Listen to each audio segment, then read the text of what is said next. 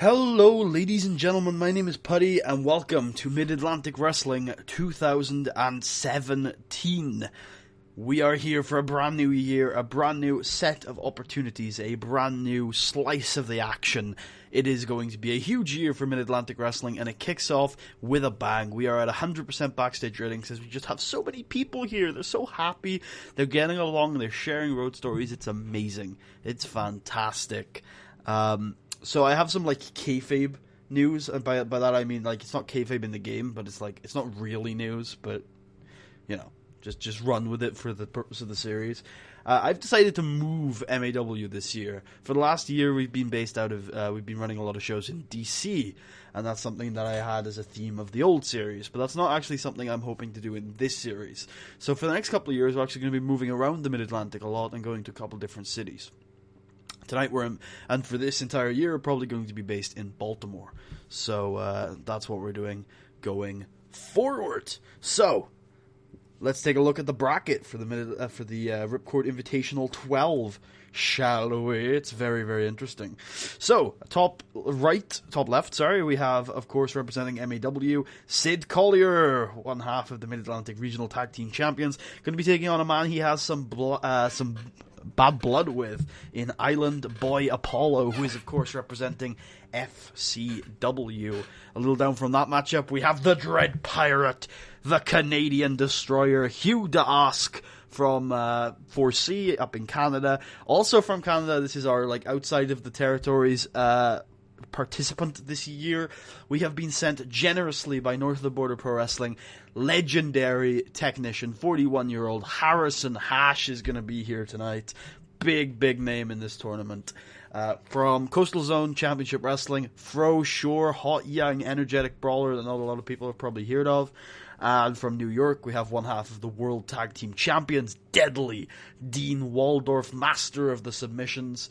And then we have a man that there's been a lot of buzz about this year, just kind of like Gino Montero last year. This guy is seen as a rising star in the industry right now, almost unbeatable at the moment. The list of names that he's taken out throughout the territories has been insane. He is a giant monster of the man representing FCW. It's Giant Brody, who has been on an absolute tear through the territories this year, and, well, I'm scared for anybody who's matched up against him. Speaking of people that are matched up against him, Phoenix 4, the next in the long line of Phoenix legacies, comes to MAW to represent Oli in the Ripcord Invitational Challenge. So that is the full bracket this year. I personally am very excited to get started and get cracking. Something I realized when booking the show is just how backloaded the MAW calendar is once you're past the first year, because obviously in the first year you start off for this tournament, but then afterwards it all kind of flows together and it's natural and normal scheduling. So you do realize that it's all backloaded. In October you have the anniversary show, then you have a quieter show in November, and then you have a huge show in December with the Night of the Champions, and then in January you have this tournament, which is probably the second biggest show of the year. The three biggest shows on the calendar are in a 4-month span, so it's really backloaded, which is kind of a good thing because it's just a lot happening, but it's also kind of a bad thing because it all comes flying at you. So let's why don't we just get started with the show, shall we? Yeah, it's a lot of tournament wrestling tonight. We only have one non-tournament match. It's not very exciting. We'll just get into it as we see it. Let's get moving. As we start off with Sid Collier defeated by Island Boy Apollo with an Island Driver. A strong start to the show as we get a 41D in front of 675 people in Baltimore, Maryland. And a very good start as Island Boy Apollo gets revenge for Sid's dastardly tactics, keeping the Puerto Rican boys away from the Mid-Atlantic Regional Tag Team titles last year. And Island Boy Apollo, fired up on the mic, says, "Finally, after a month of waiting, I have got my revenge against Sid Collier. You disappointed me last month. You hurt me last month, Sid. But it don't matter. It doesn't matter that you hurt me last month because I am fired up. I am energetic, and all my life I have had to fight to be the man that I am today, and this is no different. You've made me fight. You've made me claw. You've made me struggle. And you know what? It just makes me stronger. It just fires me up because I am energized. I am electrified. And tonight I'm going to make my mark on this industry, and tonight I'm going to take it all home, baby. Island Boy Apollo makes it into the semi-finals of the Ripcord Invitational 12. So we move on to our second semi-final match, as Hugh DeAsk defeats Harrison Hash in the Battle of the Canadians by pinfall with a cutthroat driver. The Dread Pirate claims another name and makes him walk the plank. Harrison Hash putting up a great performance, but, you know, Hugh is just younger and potentially hungrier, so just better on the night. So we possibly move into our third set. No, I think there's an angle after this. Yes, Greg Gage is in Japan right now. Greg Gage, it's cuts to a huge villa. There's a pool. It's really bright outside, and you know, there's some really cool Japanese ornaments everywhere. And then Greg Gage is in just this lavish gown, sitting by the poolside, and says, "No, I'm not in Baltimore tonight. As much as I'd love to be, I'm in my adopted home of Japan. You see, when you're the champ," and he points at the belt by the poolside, "you get to choose when you do and when you don't show up. And I think I'm going to start enjoying those perks and those luxuries. Because over the last year, I've had to fight some of the toughest competitors in the wrestling industry. And I beat them. Because I'm the man. So I'm going to start reveling in my glory. I'm going to start reveling in my greatness. Because, quite frankly, I've realized I'm the best. And everybody else should have to jump through hoops to get a shot at me. So, some shows I might be there, and some shows I might be here. It's quite nice by the pool this time of year." And he just buttons up his shirt and fades to black. As we move into our third quarterfinal match, as Froshore, with a fantastic fiery babyface performance, beats Dean Waldorf with a sure thing. Good debut from the energetic brawler from California there, defeating Deadly Dean. Dean works him over, obviously, with his deadly submission holds, his gritty, down-to-earth grappling, but Fro manages to break through all of that, doesn't get grounded, doesn't get slowed, because, you know what, even if you slow someone, even if you can, you're as efficient at slowing people as Dean Waldorf is, someone like Froshire with all that energy, all that ability to really throw a punch, you know what, even if he is a little bit slowed, it doesn't matter, he's just a ball of energy, and he's just going to explode in some sort of wonderful babyface comeback, as he did on this occasion, to move through to the semi-finals. But who will he be facing, as we get a very scary video package from Giant Brody, who is shown to be just a giant monster of a man, one of the most terrifying individuals that we have ever seen in this company, and it shows video highlights of him across the territories, just destroying people, and getting over that he is one of the most feared men in the industry today. So we move into our final quarterfinal match, as he just destroys Phoenix 4 in one of the most one-sided Ripcord Invitational matches we've ever seen. And Phoenix 4, I mean, he does get about 2 minutes of staying alive, looking like he is actually a strong competitor. You know, it's definitely no squash by any means, and apologies for the Skype noise there. It's not your Skype, it's mine. Definitely not just a massive, huge squash by any means, but he does indeed destroy Phoenix 4 eventually. You know, again, sorry, I got a little bit off track, but what I meant to say is that it doesn't look like Phoenix is just a terrible competitor. It looks like Phoenix is actually a really strong competitor, but Brody is stronger, and Brody just crushes him. And, yep, a pretty nasty squash there. I'm just going to show you the brackets to, give you a reminder of it while I put my Skype on Do Not Disturb. As you can hear, it's going off a bit.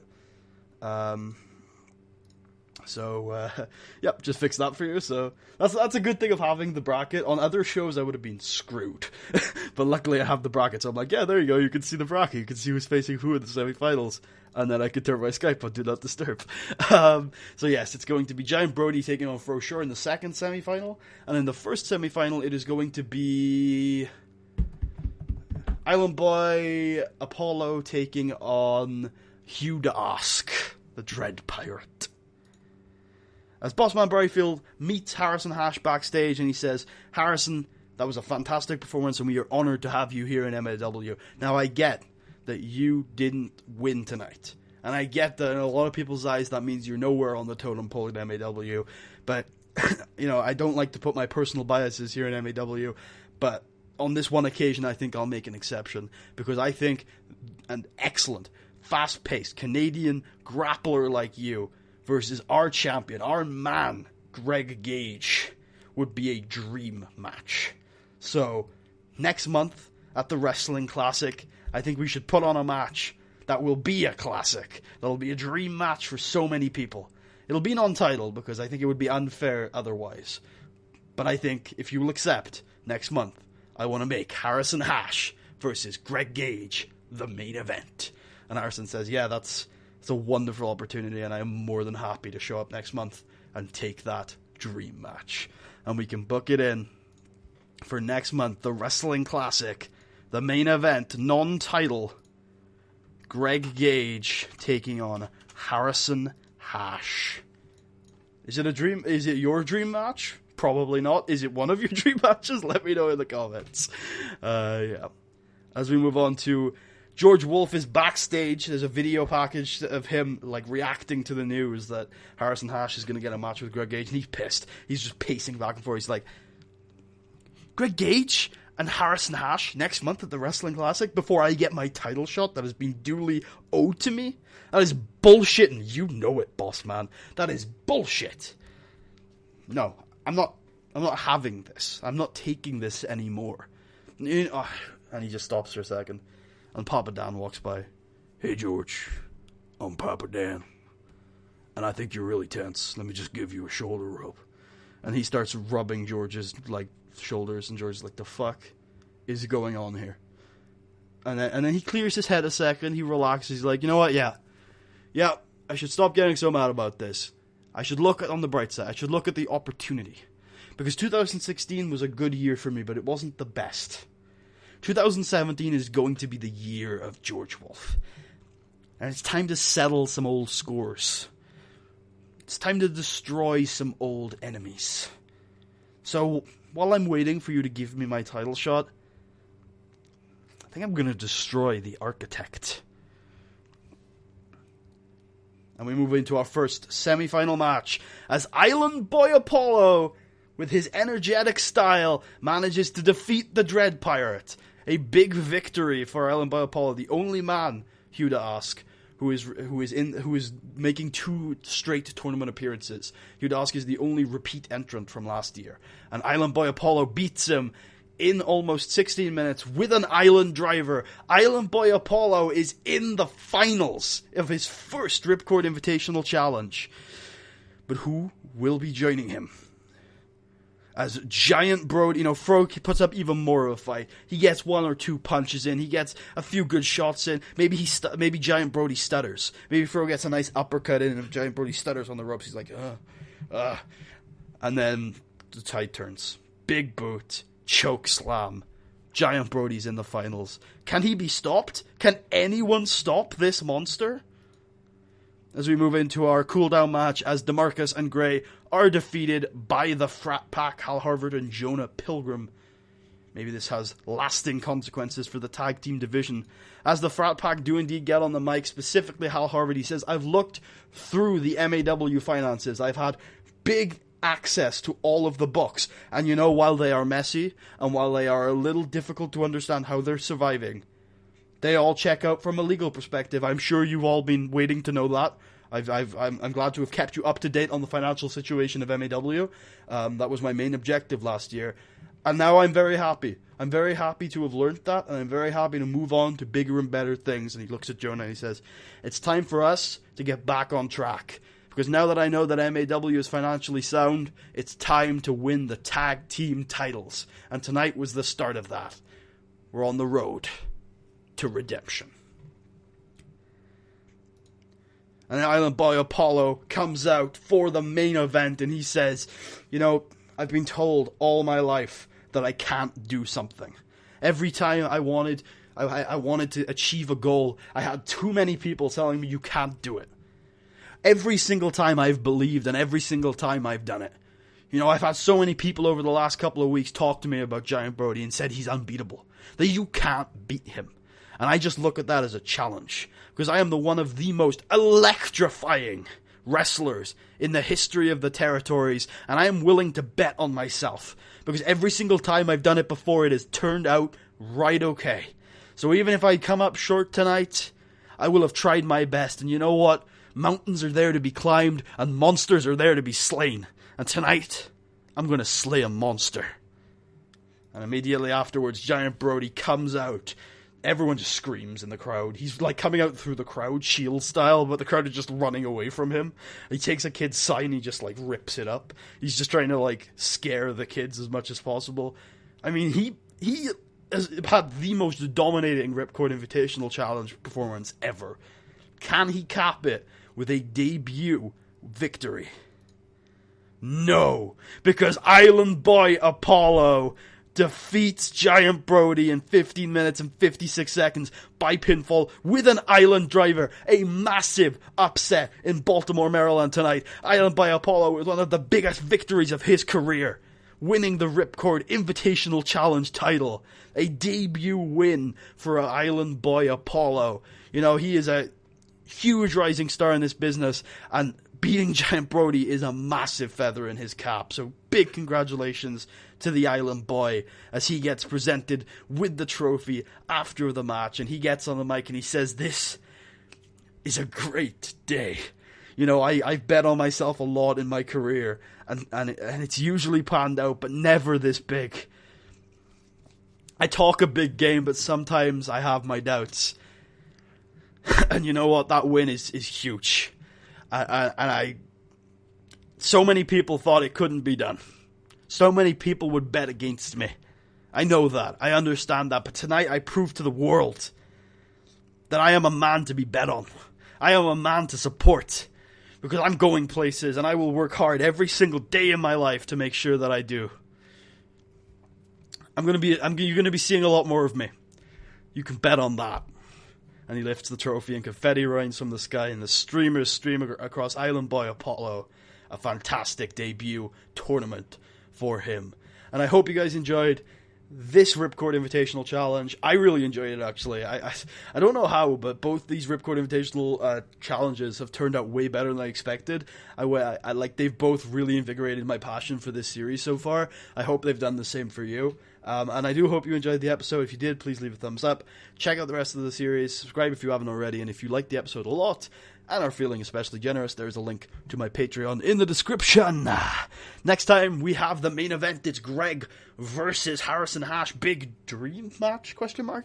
As well as possibly a match between the Architect and George Woolf. Tune in then for the Wrestling Classic. I'll see you guys next time.